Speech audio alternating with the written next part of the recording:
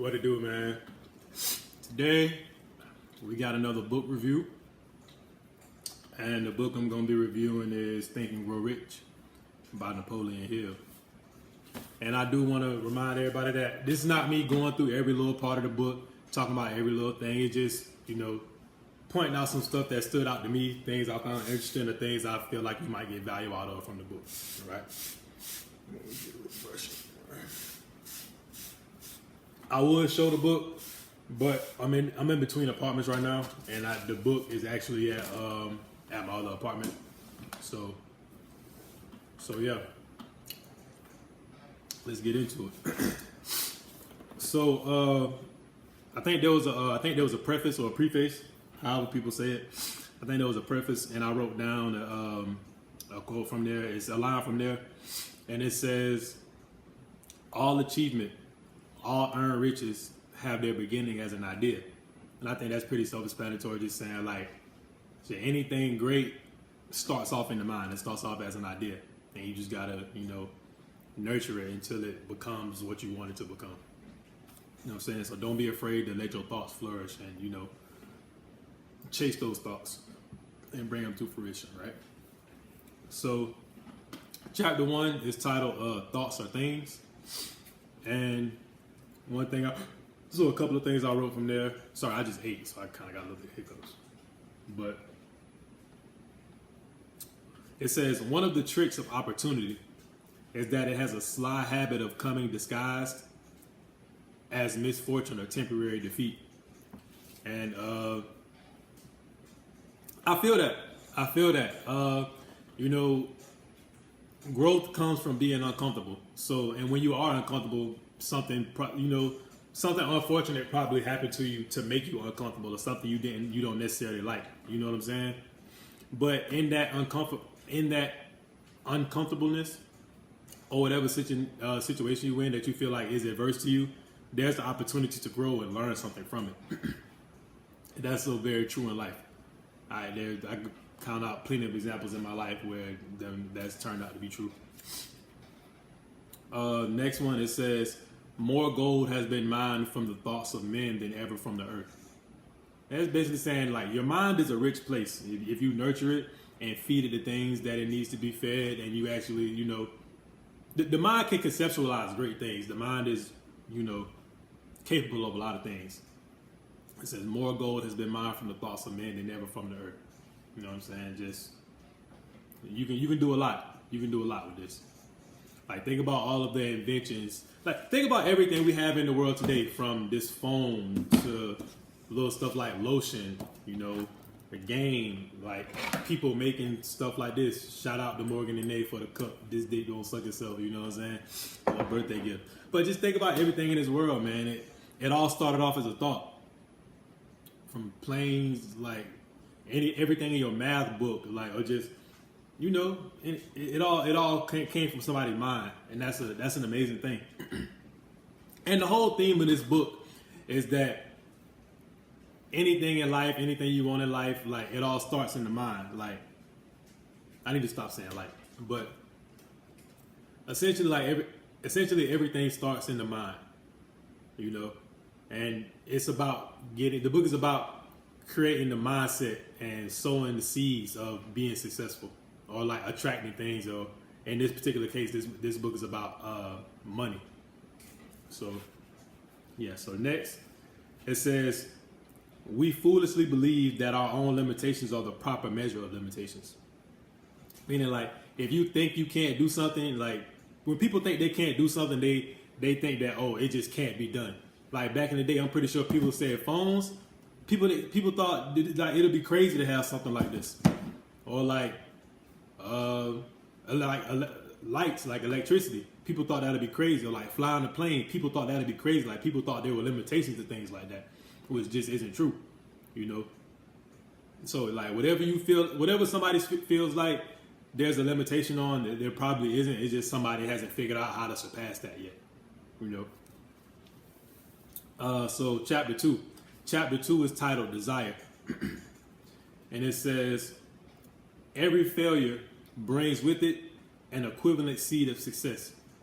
And the way I took that is like every time you try something, every time you fail or you don't reach your goal, you learn something about how to succeed. Not saying that very next time you will succeed or you'll get it right that very next time, but every time you fail at something, you learn something about how to make it to that next step. Whether you're working on your jump shot, I need to turn my wrist this way a little bit. Oh, I need to put it off my fingertips a little bit more. Or if you want to trade, if you trade options in stocks, whatever, you say, oh, I might have got in too early on this one, or this happened in the news and it messed up my play, or I waited too long on this. Like anything you learn how to do. Every time you fail, it plants something in your mind. Like there's something to learn from that. That's what I took from it. Okay, so this thing I wrote down. It's in chapter 2, but it relates back to something I read from chapter 1, where it says one of the tricks of opportunity is that it has a sly habit of coming disguised as misfortune or temporary defeat. So there was this guys, John O'Brien, and there's another guy named O. Henry. I don't think I wrote down O. Henry's first name. I just wrote down O. Henry. But John O'Brien and O. Henry, and I want to say they were some type like authors or poets or something. But they both went to prison right before they had their like stroke of success. And that time, that isolation, that misfortune that happened to them going to jail, it's said to have introduced them to their other self. They had a lot of time to think, a lot of time to conceptualize and, hone in on what they felt like they were good at or what they felt like they were meant to do. And from that point on, the sky was the limit for them because of that small circumstance of misfortune or temporary defeat of being in jail. Okay, so chapter 3 is titled Faith, and page 50. I started writing down the page numbers after a while. So page 50, I wrote down from the book. It says, all things which have been emotionalized and mixed with faith begin immediately to translate into the physical equivalent. And that's basically saying, whatever thoughts and dreams and aspirations you have to, one, have some emotion behind it. Like you really have to feel it. You really have to like want it, for lack of better terms. And you have to have faith. Like you have to really believe that you're gonna get it. I can be super broke, and I can have that feeling of, man, I'm tired of being broke. Like it can really be messing me up inside. Like I can really feel it, but if I don't have the faith that whatever plan I'm working on to not be broke is gonna work, then it's probably not, because I don't really believe it. I don't think it's gonna work out. You have to really think it's gonna work out, regardless of whatever situation you may be in. Page 51. It says the emotions portion of thoughts are the factors that give thoughts vitality, life, and action. Similar to what I just said, like your emotions and how you feel about something, that's what gives you the gusto to get up every day and attack it, hard, despite all of the pitfalls, all of the setbacks or whatever. Your emotion behind it, that's what brings your thoughts and ideas and your concepts to life. The emotion behind it. On page 56, he references a poem by a man by the name of Walter D. White, and this poem is "The Man Who Thinks He Can." And I know this poem well because I learned it while I was in college. So I'm a member of Alpha Phi Alpha Fraternity Incorporated. I crossed fall 2020 at Clemson University, and we learned this poem, and I'm gonna read it to y'all. I have it in my notes. The man who thinks.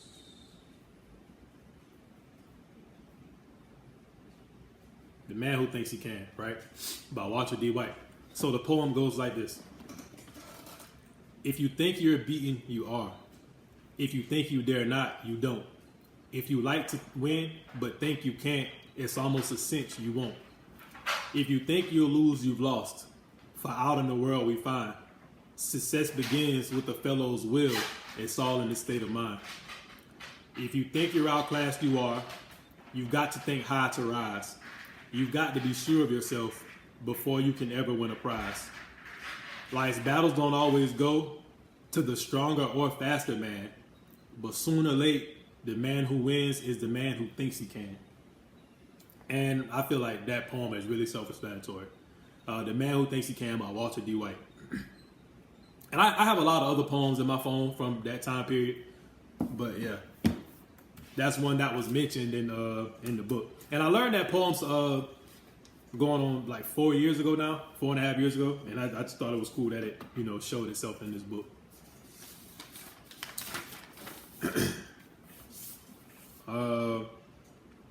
This is just an interesting fact that I got from. So Charles Schwab came up with the idea of making steel cheap so that the market could grow. So everybody knows like the steel industry is like a really big industry. Everything is steel, like your buildings, your cars, like steel is everywhere. And during the time like before the steel industry became what it was, Charles Schwab was the guy that had the idea like, hey, let's make this, this commodity. I think steel is considered a commodity. Let's make it cheap so people can have access to it, so things can expand, the economy can grow, things can be built. We can build more cars, more buildings, more whatever you put steel in. He had the idea to make it cheap so all of these things could be built, and look at the world we have today. So I didn't really write anything from chapter 4. It's called auto-suggestion. I didn't really write anything from chapter 5. It's called specialized knowledge. I didn't really write anything from chapter 6, but the title of chapter 6 stood out to me. It says imagination. Imagination is the workshop of the mind. And they talk about that a lot also in this book that I'm currently reading, Mastery. I'm almost done with that, so this will probably be within the next 1 or 2 book reviews I do. But your imagination is what allows you to conceptualize past, a lot of things that are current today. Your imagination is what allows you to see, like, the first person to think about flying, he had an imagination. He had to think about that. The first person who made the phone, like that started as a thought. He had an imagination. Like his imagination worked on that. And all kinds of other stuff. Person who thought about, like I said, lotion. Like that's a concept. Somebody had to imagine that. So yeah. Next chapter is chapter 7. It's called chapter 7 is titled Organized Planning. Right?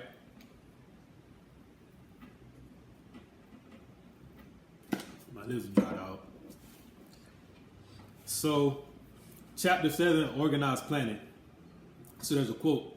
It says, "Quitters never win and winners never quit." I'm pretty sure a lot of you have heard that before, so I don't really need to go too deep into that. But one thing he mentioned in this chapter are the attributes of leadership. So he says a leader has courage, a leader has self-control, a leader has a sense of justice, a leader has definiteness of decision.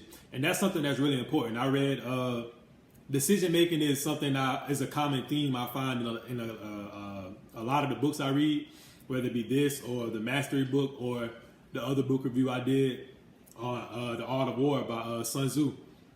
Being able to come swiftly to a decision is really important in being successful. You have to be able to make, like, procrastinating is the death of a lot of great ideas, or the death of a lot of people's lives, like theoretically or figuratively. A leader has definiteness of plans. When you have a plan, you have to have a defined plan for however you want to get somewhere. You can't. One thing Wall Street Trapper always says. He says you can't freestyle your way to wealth. Now, you can't just fumble your way to greatness. It has to be planned. It has to be concise. It has to be meticulous. It has to be methodic. You have to have a plan. It also says a leader has sympathy and understanding.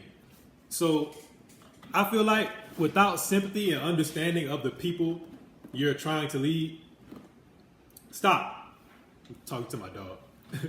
But without sympathy for the people and understanding for the people that you are trying to lead, you're nothing but you're nothing but a dictator. You're nothing but a boss. Because every boss not a leader. Every boss is not a leader. A leader is somebody who understands you and can be equitable to you and, get down with you and get their hands dirty as well. Like, that's what a leader does. A leader is in the trenches with you, understanding what you're going through. One example of a good leader is, I was reading up on this company called Viva Systems, and their CEO, his name is Peter Gassner, and he's really hands-on with his employees. He'll go to any little division of the company and work with the people that are, working on, whether that be marketing, the product, sales, or innovation. Like, he's there with them going through that process. That's what a real leader does. Mastery of detail is another thing that a leader possesses. Knowing everything about the process, the little things, the details are important. Just like I said earlier, if you shooting the ball, the way you flick your wrist, that little detail, that's important. When you catching a football, catching with your fingertips and not with the palm of your hands, those are little details. That's important. If you running the ball, if I'm on the left side of the field, why would I put the ball in my right hand? You put the ball in the left side because that's where the defense coming from, the right side. You know what I'm saying? Like, the attention to detail, like, those things are important. Or like, think about an artist. The great artist, I remember I think it was either Michelangelo, Leonardo DiCaprio, one of them folk. He was a painter, and one thing he did to like make his paintings like a lot more realistic was like he went and studied something. I can't remember exactly what it was, but he dedicated like a year or two of his life to like understanding I can't remember exactly what it was, but it made his paintings like come alive, and people were amazed by like the detail and the vividness of what he was drawing, because he took the time to learn the details of what he was trying to depict in his paintings. So attention to detail is really important. A leader has willingness to assume full responsibility. I feel like that's self-explanatory. As a leader, you have to be able to say, that's on me, and what can I do to make us better as a whole? A leader has to be willing to do that. And last, a leader is a cooperative person. A leader is willing to work with others. Like I said, a leader is willing to get down there with you and cooperate with you, not just, hey, you do this. And a leader has, I thought another big component of cooperation is being able to take criticism from people from your circle, So yeah, those are the attributes of leadership as Napoleon Hill describes it. And then he also talks about the common failures of leadership, and I wrote those down as well. So, one, the inability to organize details. That's the opposite of having a definite plan. Unwillingness to do humble service. So there's this saying that I saw on Twitter one time, and it says, "How you gonna be the boss if you ain't willing to be the janitor?" Like, if you're not willing to start from the bottom and learn the process from the ground up and do the dirty work, do the bullshit, how can you expect yourself to be this great high up person if you're not willing to be down here?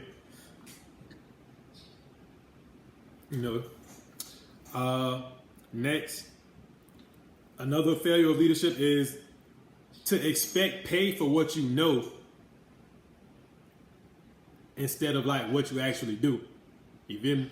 So if I walk into this building and let's say I got 30 PhDs in, I don't know, engineering, and I just want somebody to pay me for it, but I haven't done anything, and that's really how it is in the job market today, especially in the tech world. Like, you can get all of these. You can say you learn this and learn that, and I have this skill, and I have this skill, and I got certified in this and certified in that. But if you haven't built any projects, you don't have any practical knowledge, then it really don't mean anything. It really doesn't mean anything. What he said that one of the words I learned, that's picayune. That's petty. That's worthless. That's picayune to them. You know, that's small things. You know, you have to do something with that knowledge. Another one is fear of competition from followers. So a lot of times when you see somebody in a position of power or a position of leadership or somebody that's just above other people, they'll low-key be hating on them and hold them back from learning more and like coming up and bettering their skill set because they don't want to be challenged as a leader. Because they're fearful. They might really feel like they might really see that person could be better than them.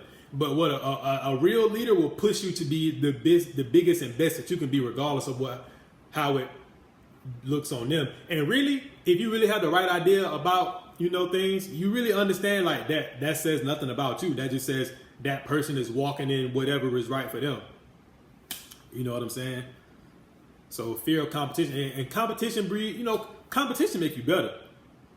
You know, like if me and my homeboy, we getting in the gym every day, going at it, playing basketball or whatever, like we're both getting better because we're competing. Like if I see, man, I'm shooting my threes, I go 30 for 50. He just went 40 for 50. Hell nah, he ain't finna get more than me. That's gonna make me get in the gym and put up more shots. So now next time we have our little shootouts, I'm going 45 for 50. You know, it's gonna make competition make you better. Lack of imagination. So yeah, when you another common failure is lack of imagination, I should say. And when you're a leader, you're at the forefront. You have to survey the landscape and come up with ideas and come up with ways to progress the team as a whole, or you have to come up with ways to bring out the best in this particular person and that particular person. Because person A might not need the same thing as person B, and person C don't need the same thing as person A and B. So as a leader, you have to come up with strategic and creative ways to, you know, mesh all of that and push the team forward as a whole. You know, selfishness. I feel like that's self-explanatory. The selfishness is a downfall of somebody in any position. I don't care what it is. Intemperance, and that's basically like if you get mad quick, if you got a short temper, how can you lead people? Because everybody, if you have a team, everybody's gonna be at different places. So if this person's starting at a level 2 and you have somebody else that's already on a level 7, as a leader, you can't get frustrated with that person that's a level 2. Or let's just say it doesn't have anything to do with your team. Let's say it's towards somebody else. Like let's say you have a basketball team, and as a coach, you're a leader, or the star player, you're a leader, and the ref give a bad call. Now oh man, it's bullshit. Oh man, and you doing all kind of stuff. And now your team getting teched up. Now the other team shooting free throws into the game. Now y'all lost because you lost your cool. You were intemperance. Disloyalty is another one. Self-explanatory. Emphasis of authority, and this is a big one. So emphasis of authority basically means like, hey, if somebody is in this position of power, they're always throwing that in your face. Like, hey, bro, I'm the manager, bro. You need to, bro, I'm a level 5, bro. You a level 2. Like, there's nothing wrong with reinstating that when the time, like when there's a time and a place for everything. But what he was saying was and like emphasis of title or emphasis of authority, if that's all somebody relies on when they're trying to make things happen, they just say, hey, you just do this because I'm this person, I'm this and I'm that. That's not a good leader. That's a boss. That's somebody who's trying to be bossy. You know, that ain't the way you get places in life with a team. Next page, chapter 7 still. Oh, okay. So he broke down the different types of media which determine, well, he didn't really break it down, he just listed them. He might did break them down, I just didn't write it. But he talks about the different forms of media that determine the direction of society. And a couple of these I didn't really think about. There was like 2 of them I didn't really think about. But he says politics, obviously, banking, which is one I didn't really think about. But where the money moved, that's where everything going. So that make perfect sense. So politics, banking, or religion. Religion determines a lot of what happens in society. Law is a big one. Medicine is another big one.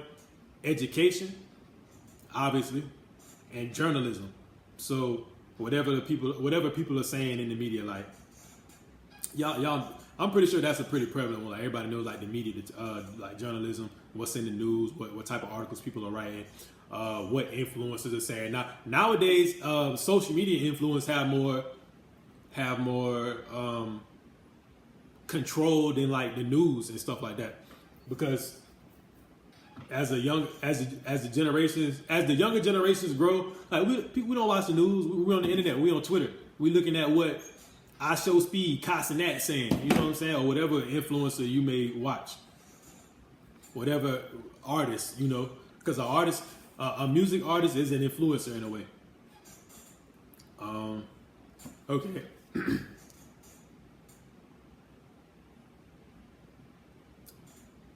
So there's two quotes. Well, there's a quote and then like another saying. I don't know if the second one was a quote, but it says, "As the twig is bent, so shall the tree grow." As the twig is bent, so shall the tree grow. And I think that's pretty self-explanatory. It's like if you start off in a bad direction, yeah, that's where things will lead. You know. Another one, it says, "Quick riches are more dangerous than poverty," and that one is so true. So I actually have a story about this that pertains to me. So earlier this year, I started taking trading seriously, but at this time I was doing more day trading. Now I'm doing more like swings and leaps, but I was day trading, and I started around like January, February time. And I thought I knew what was really going on around that time, but I really didn't. See, I thought I was just good, but really it was just earnings season, and like the market was jumping because the market was excited about AI and the things. Like it was just a good earnings season, but I didn't really know that. And what happened was, since I had just started trading, I ended up making like $20,000 one day. I made $20,000 one day, but just the fact that it came so quick and I hadn't really learned any skills yet, I blew the majority of it in the following weeks, because I just felt like I knew what I was doing. Like, oh man, I just made 20 racks. Like, bro, I'm this and that. You know what I'm saying? I didn't really have the skills and like the rules and procedures behind it to really make the most of that money, and I lost a lot of it. I didn't lose everything, but I damn sure lost a lot of it. So that one kind of stuck with me.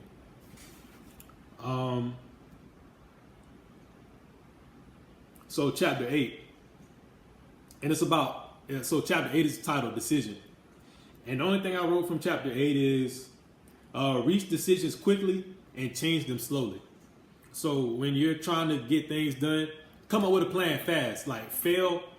Well, I'm not going to say, there's a saying called fail early and often. So once you have a decision or a thought to do something, make a plan for it, decide it, and go and just try it and gather that data as quickly as possible. You know, or stick to that plan. Like let's say if you come up with a 3-month plan, stick that 3-month plan out for as long as it really makes sense. Don't let the slightest inconvenience like make you change your plan. But you know, like really try to stick to your plan and see how it unfolds. Chapter 9 is called Persistence, and I wrote from chapter 9, and I think this is the last chapter I really took notes on. Oh no, it's not. Okay. So chapter 9 says persistence is the sustained effort necessary to induce faith. Just keep going. And the more you keep going and the more data you gather about what you're doing, you'll naturally gain more confidence in the fact that you can accomplish whatever you're trying to accomplish, because you're learning more about it. You say, okay, nah, I know how to do this. Okay, nah, I know I can do this. Oh, don't do that. Okay. And you kind of work your way through it. And as you work your way through it, the more you stay persistent and keep, like, you naturally gain more confidence and more faith in the fact that you can accomplish whatever goal you're trying to accomplish. And there's a quote that I got from there. He says, "Persistence is to the character of a man as what carbon is to steel." So, persistence is a foundational pillar of what it takes to be a man, or I'll just say to be great in whatever regard and whatever you're trying to accomplish. Like you have to be persistent. Like without persistence, you won't accomplish anything, because everything comes with trials and tribulations and pitfalls.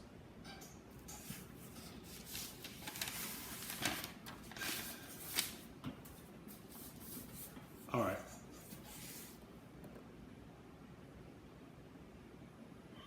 Kind of tired, man. But we rocking though. All right, chapter 10 is the power of the mastermind. So he defines power as organized effort sufficient to enable an individual to transmute desire into his physical equivalent. That's what power is. And another thing I wrote down, I only wrote 2 things from this chapter. And he says, people take the nature and the habits and the power of thought of those with whom they associate in spirit of sympathy and harmony. Basically saying, whoever you associate with, I'm pretty sure everybody has heard this before. Whoever you associate with, that's what type of person you're going to be. Whoever you're around the most, like, people always say, oh, that birds of a feather flock together shit not true. I feel like that shit true. Because people are social being, like, you're going to take things away from because we're also conformists by nature.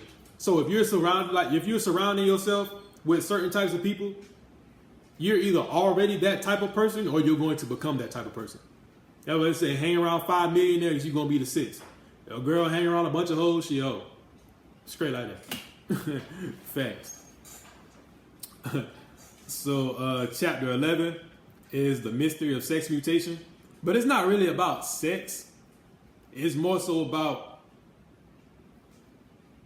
redirecting your energy and your efforts into something that's productive. Like he mentioned sex in the chapter, but it's not necessarily about sex itself. You just have to read it to see what I mean. But it says, the mind is a creature of habit, and it thrives upon the dominating thoughts you feed it. And you have to, so whatever you tell yourself, and your brain, your mind doesn't know the difference between what's real and what's not. Like, it really don't. So if you think something, you be like, man, I'm a fucking bum. You really gonna believe you a bum. Or if you say, I'm rich, you don't even gotta be rich yet. But you'll just start doing things and like behaving in a way like you'll really feel like you're rich. And one day the world will catch up to how you feel about yourself. Like you will be rich. Chapter 12, I didn't really write anything from there. It's just about the subconscious mind. But I will say, he talks about how the subconscious mind is always working. So whatever thoughts you have in your conscious mind, your subconscious mind feeds on and works on those thoughts. So just be careful what you're thinking. Chapter 13 is called the brain, but I didn't really write anything from there. Chapter 14 is called the sixth sense. I didn't really write anything from there either. And then chapter 15, the 6 ghosts of fear. And I wrote 3 things from that. Well, 2 really. It says indecision is the seedling of fear. If you're not making a move, you're probably just scared too. That's all it really is. You can come up with all the excuses in the world that you want of why you're not doing something. But at the end of the day, it's because you're scared. That's all it really is. And, this stood out to me the most out of everything in the book. It says, to be conquered by self is most shameful and vile. If you cannot control yourself, you'll never accomplish anything in life. And you have to conquer and control yourself before you can do anything in this world. You have to get control of self. But yeah, I'm going to leave it there. Think and Grow Rich by Napoleon Hill. That's everything I got from it. All my thoughts, all my little tidbits I pulled out of there. So yeah, stay tuned, man. He's coming out weekly. Check in and see what I'm reading on, man. I have a video coming soon of my book collection. I don't know how many books I have. It's not like hundreds of thousands. It ain't like that. I'm only 25. I just really started really getting into reading. I'll say seriously earlier this year, 2024, maybe late 2023, and I really just got into swing of like finishing books quickly. Like you have to get into things. I've been really like I'm in a good habit of like reading consistently. I'm not gonna say every day, but I read a lot more than I used to. So yeah, man. Peace.